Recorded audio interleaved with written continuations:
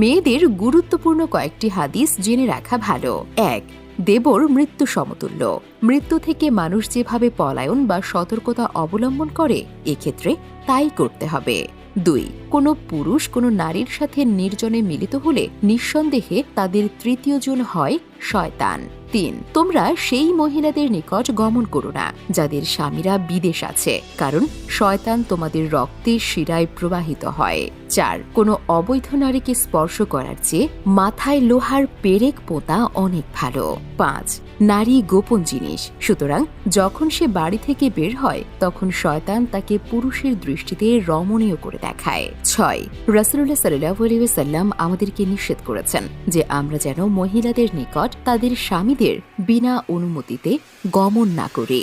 ৭. কোনো নারীর উপর তোমার দৃষ্টি পড়লে তার প্রতি বারবার দৃষ্টিপাত করো না, বরং নজর অতি সত্বর